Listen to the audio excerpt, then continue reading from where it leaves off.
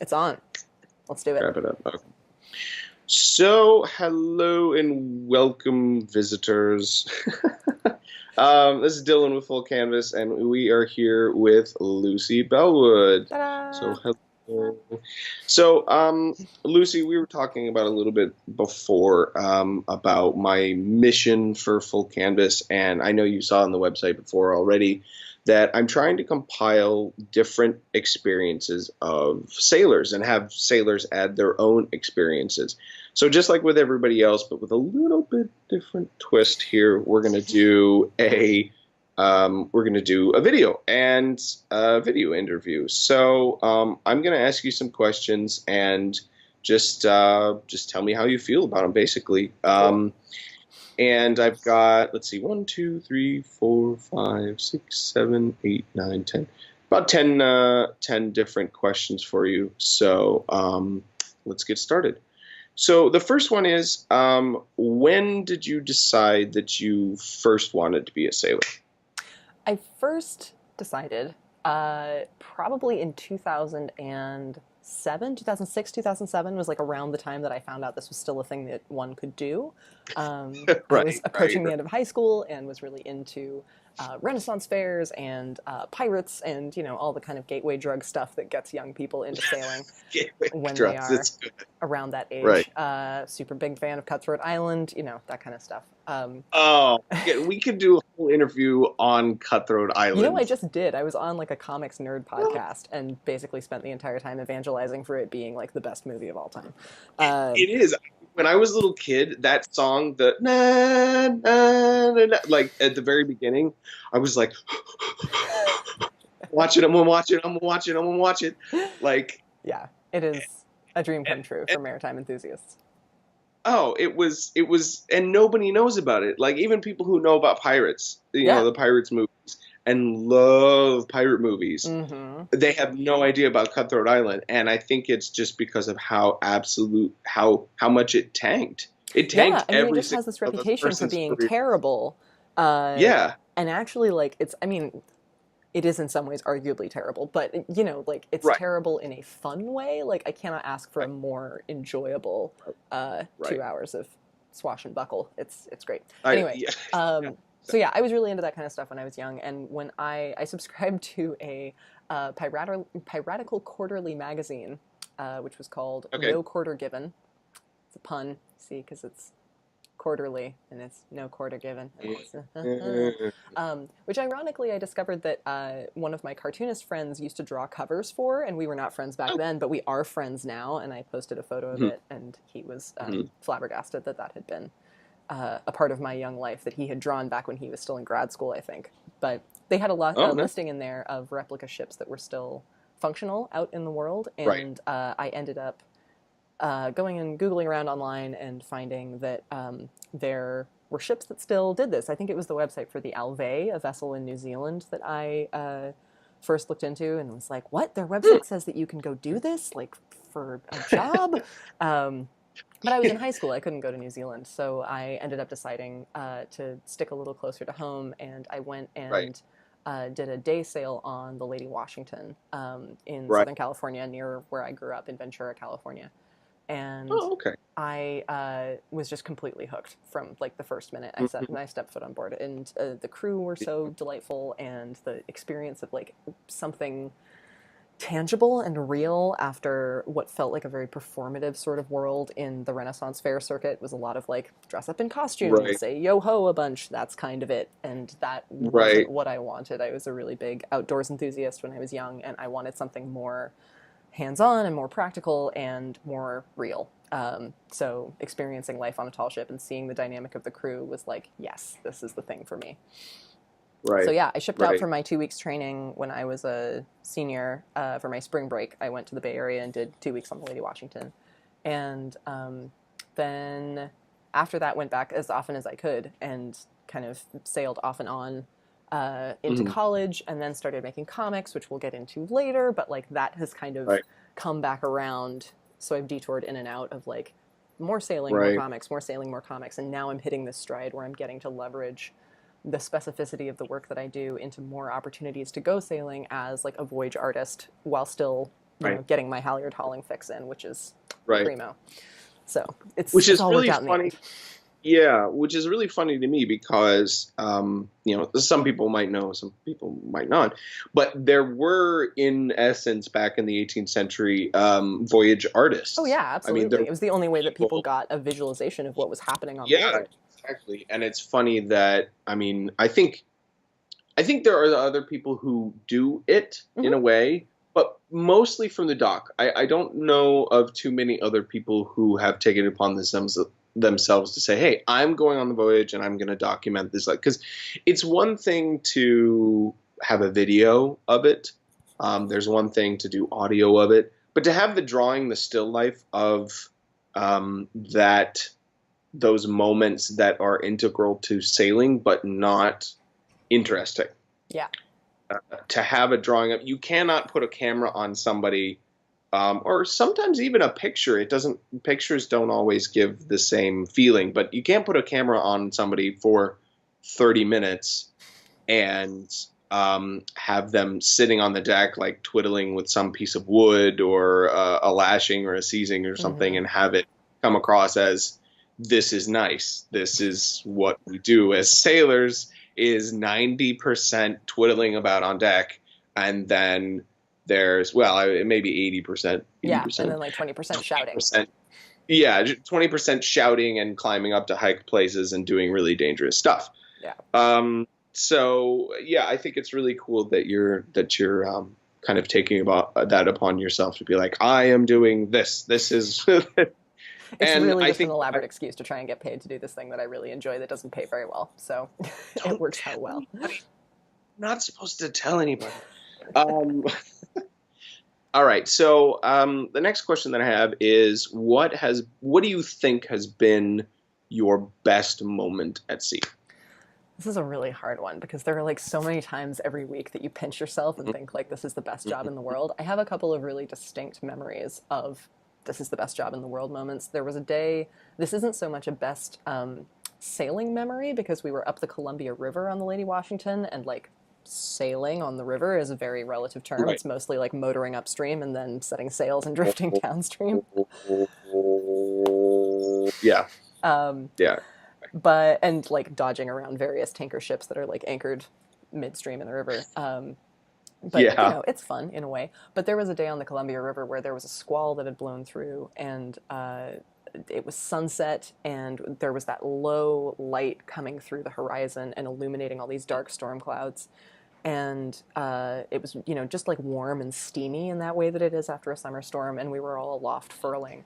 And I was up there with like this golden light bathing everything, and like furling the sail and the wind in my face, and was like, God, this is the best job ever. And I turned around and there was a double rainbow against the clouds behind us. And it was just like, all right, Mother Nature, this is like tone it down. This is a little Yeah. too Yeah. much. Hey. You know what? First date. First date. Yeah, Can't do this. just don't like blow it Yeah. all on the first one.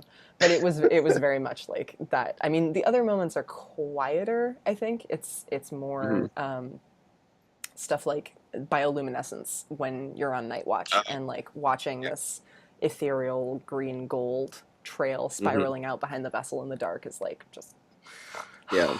Or any moment when you're at sea and you like the wind changes and you get to actually cut the engine and just sail, and that silence Yeah. directly afterwards, if you've been accustomed to like the generator and the motor and like everything running, Right. and then you Yeah. suddenly give way to like just the creak of the rigging and the water, and I don't know, there's so many moments, I can't pick one. You know what? Something that's very nice about the captain on Lermion, Jan Kuru, he he is a purist. Hmm. He spent about 30, I think it's 35 years in the Navy Wow. and in the French Navy. So he's a career Navy captain, and he loves that. It's like, I'm sailing and I want to actually sail. So every Hmm. chance we get, even if it's just 4 or 5 knots, maybe, and it's sustained for maybe an hour or two, he Yeah. will cut everything off and just listen. Mm. Yeah. And Yeah. that, like you said, I think those are the best times. That, or when you wake up in the morning and you get up on deck and you look up and all the sails are set and you're just like, just like a little kid, just Totally. Uh, This okay. is my That job. that right, right. I get to do this. Yeah. Yeah. Um, so okay. So the next one is so obviously opposite than your best at sea, and then those are some pretty good ones. What has been your worst at sea? Your Mm. The first longer offshore voyage that I did, the Lady Washington primarily does like port to port, short leg, educational visits. So we're generally not transiting for more than 3 days, maybe. And there's a Mhm. longer stint that goes from Aberdeen, Washington down to San Francisco every year in the fall, which is kind of a rough time to be going down the West Coast. And Right. the first night of our transit, which should have taken 5 days and ended up taking 10, just to like set the stage here for a minute. Um, Spoilers, it did not go smoothly. The weather was so bad. I mean, we had like 50 knot winds, 30-foot seas, like just the whole enormous Yeah. nightmare of a thing. And they were coming straight at us, and so we couldn't set any sails. We were motoring with everything we had and moving backwards at about a knot and a half, just Right. like burning fuel, going backwards towards Yep. Aberdeen when we were trying to make it to California. And that first night was it was like lateral rain just pelting the quarterdeck. Eventually we tried to rig up an extra sail over the boom on the spanker, and it just like it did nothing because the rain was coming horizontally. And Hmm. we were so wet and so cold. And it was my first time standing, not just like boat watch, but like actual 4-hour watch stints. And I was monstrously seasick and just like cold Oh, and miserable, and like it was the roughest weather I'd that's ever experienced as a sailor. And I spent the entire first half of the watch. There were enough of us that we were able to like spread it out. There were enough people to do all the jobs, and the fact that I was wedged between the life raft and the rail of the quarterdeck, just like surfacing every so often to puke over the side, and then like wedging my face back in. I mean, it made no sense. When I came out the next day, like I was trying to repicture how I must have looked, kind of sandwiched between this, right. cylindrical thing and the side of the boat. Gollum, Gollum, But it Gollum. was, yeah, it was not pretty. Um, Yeah. and I remember just thinking, like, God, if this is as bad as it gets, like, I might survive, but I also might have to call it quits. And then the next day, that was, it was still shitty for the next few days, but like it cleared up eventually, and the wind turned around, and we had a great last run down for the second five Yeah. days. But those first 5 days were like, oh God, they were so bad. Um, Yeah. but then Yeah. it's that trial by fire, right? You get it out of the way in in Mhm. the first 24 hours, and then after that, you're like, Yeah. well, I can take anything, bring it on. Right. Yeah. Yeah. Exactly. There's always these moments of of clarity. I can't really call them clarity, but I guess like a moment of reality because we live in the kind of this. It's as you know, it's this world outside of the world. Mm-hmm. There's no cell phones. There's no, you're hanging with the people that you're on the ship with that you depend on your life and they depend, on you for their survival. Yeah. And so it's a kind of a world outside of a world, but then you have these moments of clarity where you're going, I this is serious. Yeah. People get seasick. You have this ethereal kind of like uplifted thought and feeling about sailing, and most people do. It's a very romantic and it's fun and it's adventurous. But then, with all of those really wonderful things, you also have those very horrible times. And there is a moment of clarity, like you said. Every sailor has it, where you go, what am I doing? What Why did I what choose am I this? yeah, what am I? Yes, it's great, but what am I doing? Yeah. And everybody has it. Sometimes more than once. I know one of my friends who works on the Gunilla, which is a training ship in Mm-hmm. Gothenburg in Sweden. Every 6 months she goes out, she comes back, she goes, "I'm never doing it again. I'm never doing it. To go to sea no more. I won't do it." And then 3 months later, she goes, "I want to be on a ship." Yeah. You know. It's So addictive. yeah, yeah, yeah. Um, salt water in your blood and all that kind Yeah. of stuff. Um, so the next one, which type of boat slash ship is your favorite? I am definitely a square rig girl because that's where I got my start. The Lady Washington's a brig, and I just like adore how comparatively wee she is compared to other ships. She's just like very Yeah, small. And I yeah, didn't quite realize this until I did my first tall ship festival and was seeing, things like the Eagle, and right, thinking like, oh, that's a tall ship. Okay, I see. We are also a tall ship, but like right. a toy boat sized one. Right. So I think like something that's a little bit larger has more opportunity for stretching yourself and whatever. But I love how cozy the Lady Washington feels. So she's kind Mm, of my first love as a ship. But I do have a preference for square riggers. I perfect. Yeah. just like the amount of maneuvering that goes into it, like certainly like crew maneuvering. I like shouting and I like hauling on things, and so there's a lot of that to be done Right. on square Callbacks. riggers. And when I talk to friends who have done, like summers working schooners in Maine, and they're like, yeah, well, you get the peak up and then it's kind of it. There's like Right. not a lot of other Everybody. stuff to do. I'm like, what are you talking about? Schooner. You don't have to Yeah. like scream and holler and organize into teams every time you need to come about. That's not fun. Um, Right. Yeah. Yeah. so yeah, I had that. generally my preference is for like more labor intensive rigs. Right. I had that awakening when I transitioned from square riggers to schooners. Just other tall ships. Hmm. Um, and the fore and aft sails. When they, I was in the Caribbean, I was in the Bahamas, and we were sailing, and the captain says, "Prepare to come about," and me, square rigger, crew goes, "Prepare to come." Okay, okay. I gotta, where am I supposed to be? Does anybody know? And he goes, no, we just passed the boom Just over. there it goes. And It's done. We it did just it. goes, and that's it. And I'm like, oh, that's How many months am I here severely for? unfulfilling. Yeah, severely unfulfilling, Yeah. unfortunately, but you know. Square riggers. Okay, all right. So, what's your favorite port that you visited? When this was back in 2008, I was on the Lady Washington. We went up to Victoria, BC, for the Tall Ships Festival up there. And in our first crossing into Canada, I think we stopped in Tofino, and it was absolutely gorgeous. I mean, like everything up in uh, the Puget Sound, like San Juan Islands territory, moving up into Canada, is just so Mm-hmm. stunningly beautiful, especially in the summertime where you've got these like rainforested islands and rocky outcroppings, and like there's just a lot of really Mm, magical stuff in there. So yeah, Tofino was gorgeous. Everywhere up in Canada and the Puget Sound is like just totally stunning. But especially getting to be there in the midst of other vessels that really gave a feeling for what it would have been like to be in an 18th century port and like be surrounded by right. all of these ships that weren't just Yeah. power yachts and people gawking Right. at you because you have rigging that has tar on it and they're like, what is that for? We Right. don't understand. It's all that kind of stuff. Yeah. Yeah. Exactly. And the you've got the juxtaposition of the yachties and the yacht boater and stuff like that, and then we come off the ship and we're covered in tar and look like homeless people, and Yeah, you there's a very know particularly cultivated tall ship sailor aesthetic for sure. I I don't know if you've noticed or not, or if if you've done this, but I know when somebody is a tall ship sailor, Yeah, absolutely. And it even takes a in keen normal eye to life. separate them from like crust punks or Yeah, yeah, there's yeah, like all yeah. these different Wow, subsets of yeah, various unwashed people, and right. Your dreads have tar in them. They're not just regular dreads, so I know the difference. yes, you smell Um, fragrant like a pine forest. right, Let's be friends.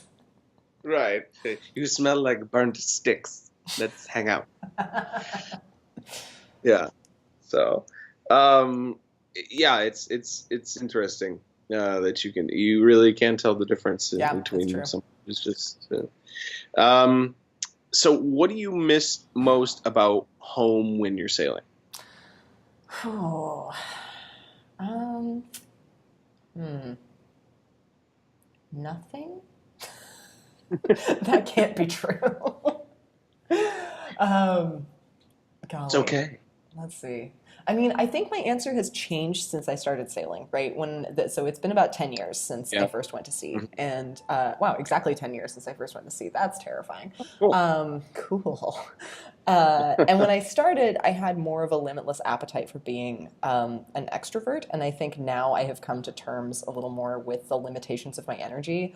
The work that I do as a cartoonist and as an educator and as like an online personality, which is, Mhm. a difficult thing to self-identify as is like I'm an online personality, but like a large part of being an independent creator is like selling yourself and your work constantly. Yeah. and that's Yeah. really taken a toll. And like I don't know that it's I've always been actually an introvert and I was just faking it, or like all of that kind of stuff is just kind of a rough Hmm. framework anyway. But I have less Hmm. energy now than I used to, and Right. I either through my work or just through getting older or whatever. And so I have a feeling that the thing now is like genuine moments of solitude, um, Right. or like quiet space. But I still think you can capture that on a vessel, you know, even if it's like Oh, 24 by 68 feet on deck and you're, you know, limited to right. three compartments with eight other people in them at all times. Right. You can still carve out those small moments of solitude, whether you're just like standing Yep. bow watch or you're, you know, there are lots of parts of it that feel oddly Right. solitary. Yeah. So I suppose like, yeah, the biggest thing I would probably miss is the opportunity to like go on long walks, or ride a bicycle, or like those kinds of distance covering exercises where I'm just getting a chance to like put some space under my feet Right. and think stuff through and have a little bit of like totally unstructured and unhuman time to hide Mm. out in. And Yeah. I don't know that that was as much of an issue for me when I started, when I was an exuberant young thing. Now that I'm decrepit and ancient, I need my little quiet time hovel Hmm. to go into my Yeah. hut. Yeah. So yeah, I think that Right. would if I were doing sailing for like longer term voyages now. I mean, the frustration with my job is that like generally I can balance going to sea for 2 weeks and then you know going back and making a comic about it. I'm not doing like Right. multi-month stints, uh, which I would like to change at some point. You know, in the future, it would be really nice, but I can't guarantee that that'll happen. So yeah. Right. Right. Yeah. Yeah. That's always I personally, I think that's always an issue too. Is the walks, like being Mm-hmm. able to go somewhere out that you're like, eh, Just a little bit of space. get it answered. Yeah. Yeah. I I found somebody on one of the ships I was on made a do not cross rope. So actually put in like little Stanchions. stanchion Uh huh. and made lanyards and painted the lanyards red. Uh huh. And she was on deck. She was this type of person, but when she was on deck, she would be reading and she would set up her like 8 little stanchion poles around her, and it was basically, do not talk to me, do not engage me. I am here. I am alone. I am a rock. I am solitude. That is Like, do brilliant. not talk to me. I want It was custom yeah, stanchions. that's That sounds basically great. what it was. It's, this is me time, Yeah. because can't be anywhere on board a ship, and especially some larger ships where you have 80, 100 crew. Your shower is the only time, and not even then sometimes. Yeah. You Totally. know, like the bathroom is usually your solitude. I have been known to, in full rig, in full gear, just go into a stall, lock the door, and sit on the toilet and just be like, yeah, yeah, exactly. Just, I don't want to look at anybody. I don't want to Yeah. talk to anybody. Nope. And being the foreigner on the ships that I have too, it's usually I get talked to more than You do a the lot of people. talking. People talk to me because they want to, figure out, oh, the weird foreigner, and Mm-hmm. to practice their English Yeah. is part of it too. But I'm the anomaly, and Right. so everybody remembers me, but I don't remember everybody else. Yeah. So Yeah. it's yeah, it's the people, being around the people. Definitely, you miss the solitude and the long walks. Mm-hmm. And so, what do you, obviously, the opposite side of that, what do you miss most about sailing when you're home? Uh, Definitely the exhaustion, like the straight up burnt out physical. Like I have crushed myself doing Yeah. all of this labor, and like I'm hoarse and I'm sunburned, and like there's a particular kind of sea air exhaustion that Right. is just so total. And I get wiped out that way doing like conventions, say if I'm like selling comics all day and, talking with fans, and it is exhausting and gratifying and grinding and like all of those things at once. But there is a physical component that's lacking that I think in sailing you get like the Yeah. total package where you have used your brain, Right. you have used your body, you have used your imagination, it's just like all of it. Right. And that particular type of total, yeah, just total annihilation at the end of the day. It's Yeah. like Yeah. so Yeah. sweet to And me. those weird little muscles that you didn't know you had. Oh yeah, you're like, Uh, what is this thing? It's not my rotator cuff. There's like yeah. I something don't under know there what that I that is, didn't. but it hurts. Yeah, But it hurts. it's Yeah. very very delicious. So it's like Yeah. that, and then also following that up with falling asleep with the sound of the water running over the hull, like next to your Hmm. head, and that Yeah. feeling of being rocked to sleep is like something that you just can't really replicate on land. I No. did spend a lot of time looking into like suspended gimbal beds that you could, Gimbal. like rock back and forth. And A ultimately, I was gimbal. like, "Look, just get a hammock or like go back to sea, Lucy. Don't Right. buy an Yeah. enormous metal frame I rocking actually, bed I bought one. I haven't put it up yet, but I bought one like because a I like a do sleep. suspended one." No, no, like an actual 2 point uh, uh, hammock. Yeah, I actually bought, but it's a personal one. It's a small one. It's not the yeah, ones you put out in the yard. So I was like, I gotta put it up somewhere. Anyway, yeah. Gotta get the fix. and I know we're running a little over time, so That's all right. let's move on. So you have been fairly successful in transitioning from, or really not even transitioning, just kind of melding Hmm. two loves, two aspects of things that you like to do. So let's talk about that a little bit. How did you transition from sailing to artist or artist to sailor? I mean, there's no such thing as somebody becoming an artist. I don't believe in that. I think somebody's an artist and On. they always have been. Yeah, they Or always like it all have been and they counts, like it's not necessarily that right, you're like in or out of the club. It's like right. all of it is incorporated. I mean, like obviously a large portion of the art that I do is about my time sailing. Would I have become a cartoonist without being a sailor? I don't know. I mean, I was drawing before I started making comics, so like I don't know. All of that kind of gatekeeping stuff I think is just like a big waste of time and space, and it's nice to just draw if you like drawing and like call yourself an artist if you want to be an artist and like okay, Yeah, totally yeah. it's all There's totally no valid. starter meant to it. Yeah, Yeah. there's no like So, society that's going to come knock on your door in the middle of the night with a billy club if like, hey, we hear you right. calling yourself an artist. Yeah. That's not going to Let go me well see with the some of this boys stuff. down at the Yeah. department. Um, Yeah. yeah, so I was drawing, yeah, my whole life. I have a very like creative oriented childhood, and got into comics when I was in high school, and then kind of segued into theater. So actually, in the time that I Hmm. was doing sailing, I was thinking more about going to college for theatrical stuff, design and acting, and Oh, playwriting too. I don't know. I was kind of an omnivore there. Like in the same way that I like being a self publisher in comics because I get to do right. everything.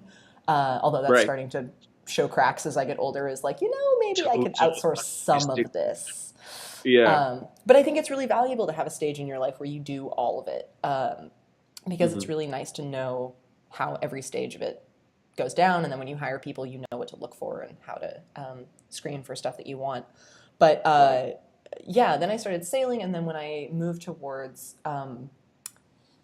college, I went to liberal arts school. I didn't go to art school just because I'm a big like history and literature nut, and I really wanted classes that were going to challenge me in that way. And I definitely got what I wanted, but by the time senior year rolled around, I really did want to be drawing. So I did a last minute major change, the like third of many, um, and ended up an art As we. major and did a comic for Yeah. my senior thesis that I then published through Kickstarter and had a really successful campaign. And that kind of launched me into doing comics full time as a career.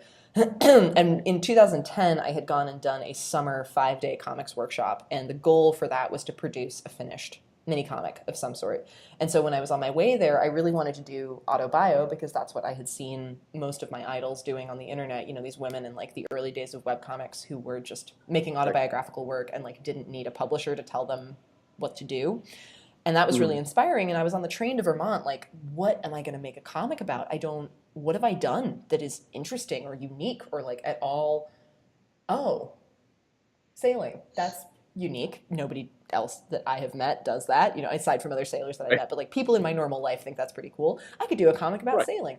Um, so that actually ended up being the first comic in what would later become Baggy Wrinkles, The Lover's Guide to Life at Sea, which is the book that I eventually published of all of these individual stories about my time at sea and learning about what it's like to be on a tall ship and like learning about all the significances of maritime tattoos and what they mean and like so that first chapter, which now hurts my eyes to look at because the art is old, contained the sort of origin story of like how I originally found out about tall ship sailing being a thing you could do, and then transitioned to being able to Right. uh, try that out and Right. get totally hooked, and like it changed my life. Blah blah blah.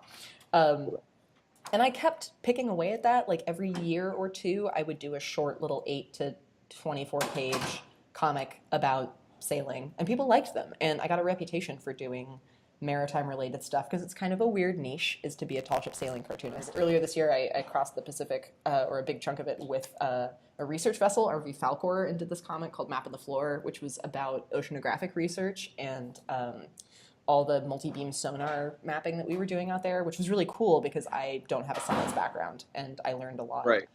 So it's just kind of spun up and up and up, and like I've done comics about whitewater rafting, and I've gotten to go on new sail training vessels and very old whaling ships, and just like a really wide variety of places to combine these two loves. And I feel really fortunate that I get to do that Right. now because it opens doors for me to go visit ships that I might not otherwise be able to crew aboard. And while I'm like maybe ticking up towards having enough sea time to apply for my AB, I'm not like I never went the career mariner route. I was like Right. out and into comics or into higher education or whatever before that came to pass. And I am now hitting the point where I feel like it would be worthwhile if I want to pursue this further to go back and actually get the AB, because it's a lot easier to Right. pitch to an organization and say like, hey, I'd love to come make a comic about this voyage. Actually useful. Also, I'm a licensed mariner, Right. because like Right. I'm Yeah. not useless, but I'm also Right. really conscious of the fact that while I have become a sort of unofficial spokesperson for a very small subset of very nerdy people, Yeah. I am also not a career mariner. And so I'm in this interesting position of like, you want to talk about whether or not you can call yourself an artist or not. I sometimes struggle with like, can I really call myself a tall ship sailor because I don't spend the majority of my time at sea? And I think the answer is yes. But it's definitely Yeah. like in my darker hours, something that dogs my steps is like, do you really like deserve to be talking about all that kind of stuff. Right. Right. Well, yeah, and that's something that's I think a lot of tall ships, and for everybody who's going to watch this, I think a lot of tall ship sailors feel that way Yeah. because there are people there. I don't think there's a tall ship sailor. There is so much bravado and there's so much one-upmanship and wagging of a certain appendage, shall we say? Elbows. In Elbows. Yeah, elbows. Elbow wagging. Just all the time. Yeah. Just wagging them around. In the tall ship community, Mhm. that there's it's rampant and it's not malicious. Yeah. For the most part, it's not malicious, and most of it is self-inflicted. Mhm. And yeah, it's pretty rampant. So the only thing that I can say is everybody at some point feels, oh God, am I really good enough to be doing this? And Yeah, that, I mean, totally. that goes across many different types of vocations. But tall Basically ship all of them, I sailing, would say. Basically just like the human yeah, condition is every so often asking yourself like, shit, do I right, really deserve to yeah, be here? Am I right, actually good enough? I just did right, a project that was it had nothing to do with anything maritime or adventure cartooning related, but was 100 days of little comics dialoguing between myself and this inner demon that represents all of that self-doubt and anxiety. yes, tell us And about that. the project was super successful and like funded on Kickstarter and raised a ton of money. And I'm working on putting together the book right now that's going to collect them all. But I can skim over that because it's not super relevant to what we're talking about, but at the very least, I think it is relevant to the fact that everyone goes through those kinds of experiences of saying, do I Oh, really deserve to definitely, be doing this? yeah, And yeah, making comics about that and naming that dynamic and that relationship was so hmm uh, revelatory because all these people loved the project. You know, they tuned in, they read it. Like lots of people read the comics about sailing because it's a neat window into something that they maybe haven't experienced. But this was Right. a comic that specifically spoke to something that everybody had experienced. And different types of dialogues resonated differently with different groups of people, for sure. But the underlying tone is that, you know, there are basically two fears, right? That we will not get what we want or that we will lose what we have. And Right. that's pretty much the underlying, you know, it's one of those two things. Every dialogue that I did for 100 days is like one of the two. Anyway, I Right. digress. Sailing, it's great. No, but it's important. It's important because, and I'll tell you why. And there obviously there's a correlation in as far as the maritime culture is concerned and tall ship Mm-hmm. sailing, but it's also important because something I realized as doing my own kind of venture into this tall ship culture and world and trying to bring something in full canvas, trying to bring something together for people who have never sailed, Yeah. but for people also who have, that they can see these experiences, Right. but they won't get shared. You would have never shared your experiences and never gone on this journey if you had stuck with that feeling of, well, nobody really cares, or I'm Yeah, not really totally. And I enough. mean, also having a resource that And lets people know that it's normal to feel anxious the first time you go on a tall ship, or like most yeah, mariners have dealt with being seasick at some point, which is a common misconception that people are always like, right. it must be so great that you're a sailor and you don't get seasick. And I'm like, bitch, I get hella seasick all the time. Yeah, yeah, It's just like exactly. Yeah, childbirth that your brain like blocks it out because you're having such a great right. time and you're so full of endorphins that when you're barfing afterwards, you're like, that didn't happen though. And then the next time you're there, you're like, oh God, why did Right, this is a right, terrible right. idea. But if I had had Yeah. access to a website like this when I was getting started and I wasn't just reliant on like shitty early 2000s poorly maintained websites by sailors who like didn't really Right, have time to be on the internet because they were at sea all the time, like that was right. it was a pretty sketchy thing to get into where you're like emailing with some It is. captain on the other side of the globe and you're like, is this legit? Am I gonna like buy a $2,000 ticket and go around the world to like get on this boat with a strange man? Like I don't know, I'm 16, like this is maybe not smart. um, Right. Whereas Yeah. now, you know, having access to stuff that is being brought about by social media, and like I've had the immense honor of hearing from people who have read my comics and gone on and started careers in maritime trades, and like that That's is great. just the That's awesome. headiest and most intense experience ever. That's Like there awesome. just wasn't. Yeah.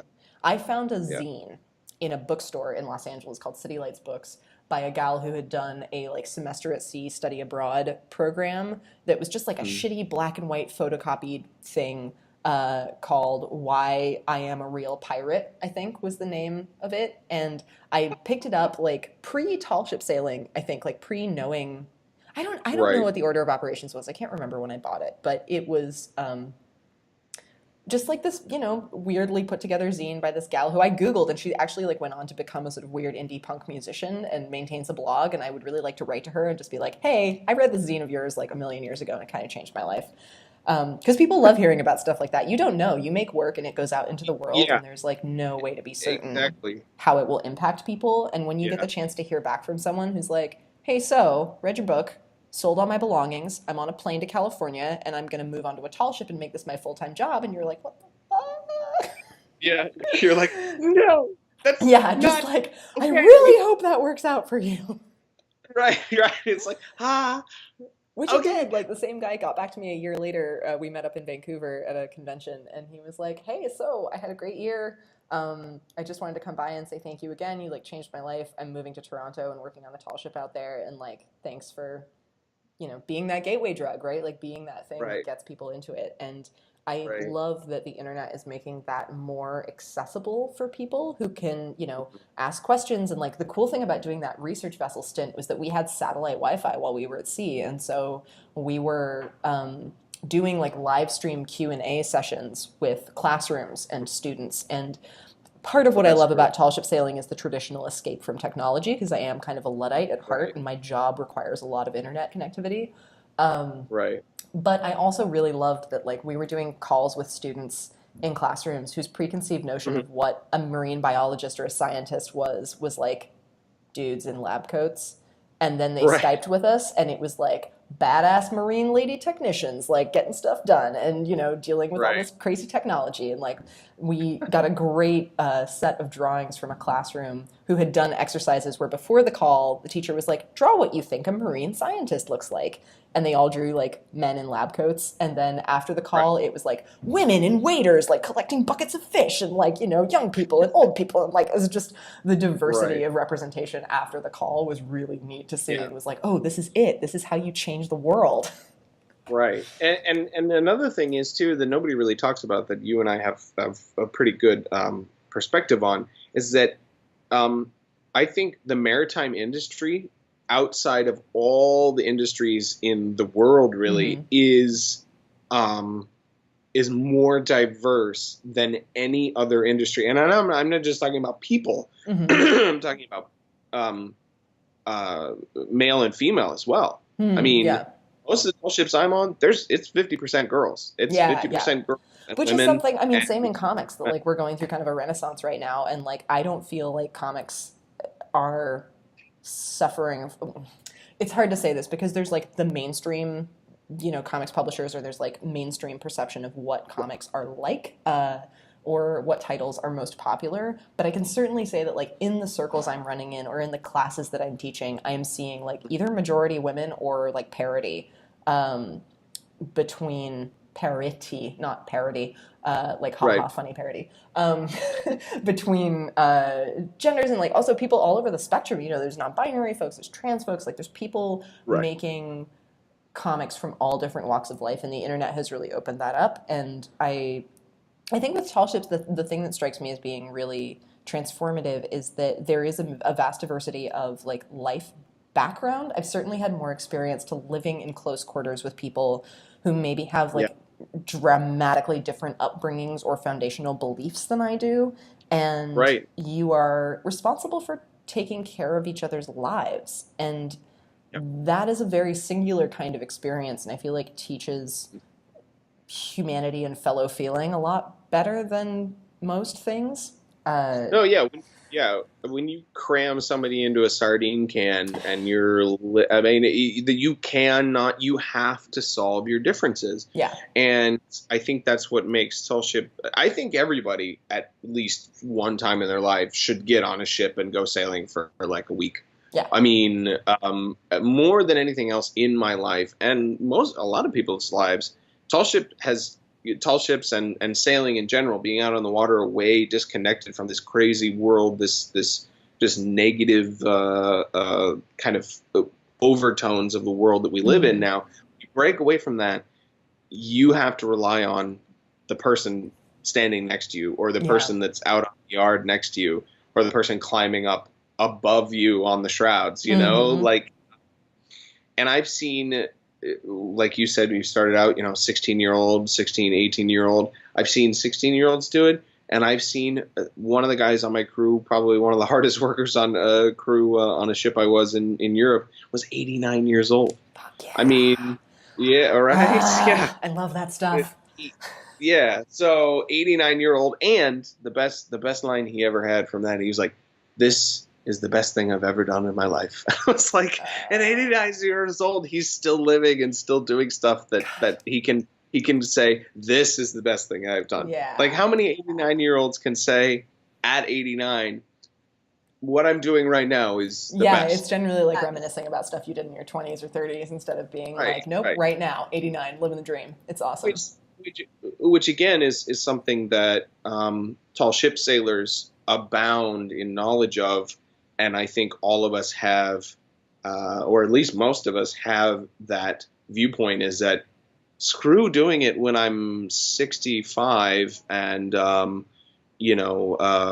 my retirement money. Mm, Why do I have to wait to be 65 to live? yeah. Yeah, And and it I also doesn't don't. take that long. When you're saying like, people taking a week to go live on a tall ship, like I think you can even reap the benefits of that experience in like 3 days. I mean, I would advise it being more like a week, but it Right. really astonishes me how little it takes to tap into that sense of the sublime, to tap into that sense of common humanity, to tap into that sense of like genuinely experiencing something new. And there's like nothing more new than the ocean every day. Um, Right. and even if it's just like a 3-day backpacking trip, or Right. like an overnight somewhere in the wilderness, or a trip to the coast, or like just finding the time to get involved in those experiences. I mean, it's interesting to me, the parallels when you're talking about like being out away from the world. There's a really similar subculture with some key differences that exists among whitewater rafting guides in the Grand Canyon, because it's like a Hmm. huge hole in the ground where there's no internet, and it's basically like being at Right. sea, because there's just, you see other people, but like you're pretty isolated down there. Right. And there is a similar kind of weird subculture with its own language and customs and conventions between river guides, and rivalries, and whatever. And my childhood best friend is a river guide in the Grand Canyon, and it has been like her Hmm. parents were before her, and it's this big family tradition. And the couple times that I've done trips with her, it's been really fascinating to see the parallels with tall ship sailing, and also just the value of like being in that space away from the world. Right. And Right. also, I think the danger Well, of wanting to like balance taking that strength and then bringing it back and making your communities right. better, Right. as opposed to just Yeah. using it as an escape, because it can be addictive to be like, well, I could engage with the problems of the universe, or I could Right. just run away. Right. And there's a But reason I they think call it running away to that, sea. right. I mean, I think that what we do is closer to what the real world is than what we've made it. My Everybody says, "Oh, well, welcome back to the real world." I'm like, no, Mm, this is not the real. What being out at sea, being with the community, being with, like anywhere from 10 to 80 other people, without technology, and just being interpersonal relationships. That's real world. We yeah, made ourselves with these little things, and the Skype that we have, and yeah. the computers and all that. It. That's my big thing, is that everybody everybody says, "Oh, well, welcome back to the real world," and we're like, "No, that was the real world. I want to go back to the real world. Yeah. I'm in the fake, or the in the world that we've made for ourselves here." Hmm. But I think that's why it's so addicting. It's not necessarily it's I guess it's a conglomeration of a lot of things with tall ship sailing that you just don't get. And some people, like you said, some people whitewater raft, some people go on long hikes, some people go on hunting trips, if Yeah. or exploratory trips, things like that. It's all getting back to who we are, who Hmm. humans are supposed to be. Or spending Um, time with ourselves long enough to right. like, I think Yeah. there is this kind of addiction to, it's not so much that we are addicted to technology, it's that we're addicted to the ability to like, I heard somebody describe it the other day as freebasing human connection, like being able to just get a fire hose of like other people's humanity, which Right. is not, like, there's something missing there, and I understand Right. why that's addictive, but it's important to point to the fact that that's what we're after. It's not Mhm. actually I'm addicted to my smartphone. It's like I'm addicted to the feeling of being connected to other humans. But there are Right. ways to get that Right. do not leave us ultimately feeling unfulfilled and disconnected, because we're trying to like achieve it through a technological medium that doesn't quite capture the experience. It's a poor Mhm. substitute for the real thing. Right. But It is. what It's more humans subs-. want doesn't really change. Like, we still want to feel like we are in community. Right. So to wrap it up, Just why got real don't you? esoteric. No, no, it's It's my perfect, favorite because thing. that's what I'm going for, is these ethereal and base experiences that sailors have, Hmm. and that, like we talked about before, facing those demons and realizing that tall ship sailors have this feeling of, well, I don't think I'm good enough, or Yeah. I'm not a real tall ship sailor. Nobody wants to hear my stories, which I just say, everybody to Hmm. collect those, to have those. And that's what full canvas, I'm trying to get full canvas to be about, is to have a hub where people can, like, almost like a Tumblr for sailors, Yeah. just put stuff out there and write stuff, and have this reemergence of sea stories, of sailing Mm-hmm. stories, of adventure stories. And it doesn't really necessarily need to be about just tall ship sailing. It could be anything out on the water or adventuring, you Yeah. know. But people need to realize that their stories are worth it, and that that they're perfectly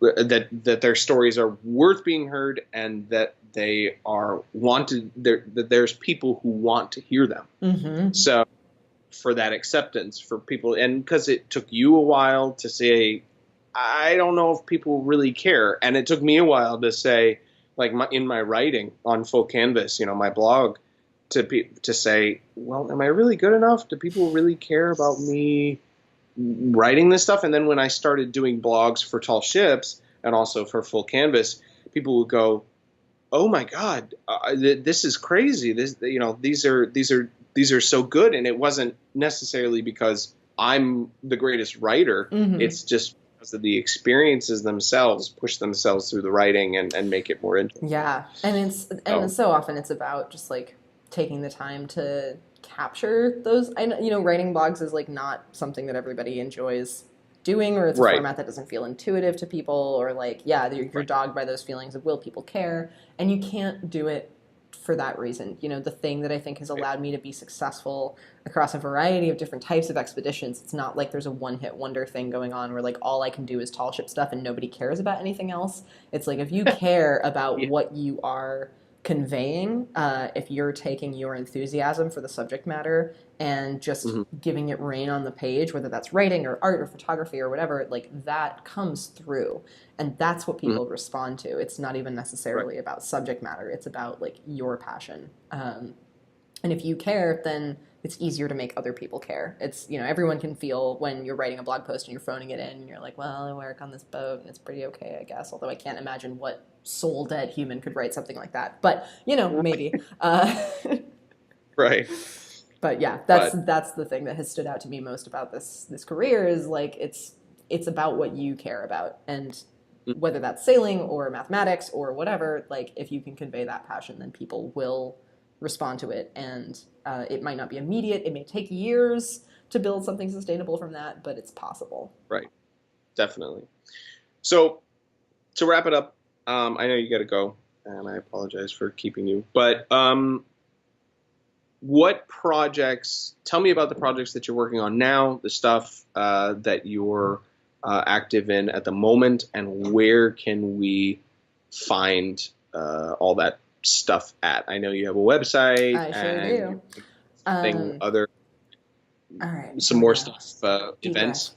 So we've got my website, lucybellwood.com, LucyBellwood, has comics and a blog and a list of books that I'm reading, including a lengthy list of maritime fiction and nonfiction recommendations for people who are looking for like research material. That happens a lot. Folks contact me and they're like, I'm doing a comic about a boat, help, what do I do? There's a really good list of resources there, and like interviews and links. I do a lot of teaching and public speaking around creative careers, and especially like money and sustainability and how you actually make a living at stuff like this. Spoilers, it's hard. So that's all on my website. On most social media platforms, I'm either Lucy Bellwood or at LuBellWoo, LuBellWoo. And on Facebook, you can find me at facebook.com/baggywrinkles, which is the title of my book. And what else is happening in my life right now? My latest book is coming out in probably spring of 2018, which is that collection of the 100 Demon Dialogues comics. And if you want to get the latest news about that, I have a newsletter at tinyletter.com/Lucy Bellwood. And that goes out about once a month. I generally include a roundup of generally nautically related links to things I find interesting, and then like any news about what's up in my career.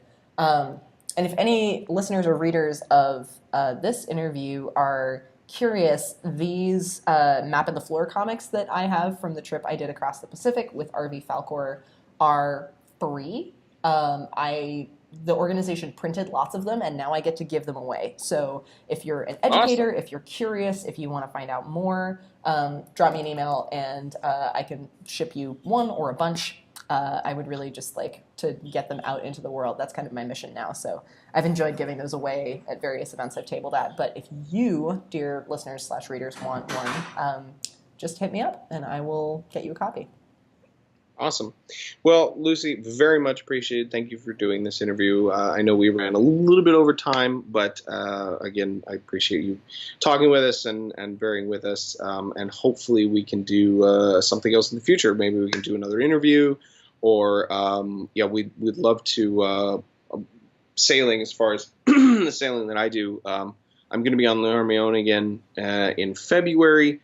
And I will be doing lots of stuff for Full Canvas on that. I'll be taking like just tons of pictures and maybe some video of that. And we're gonna try and get Lucy on board. We're gonna try and get her No on board. promises, but we're gonna see. Try my darndest to get her on board. So once again, thank you very much, Lucy, for being here.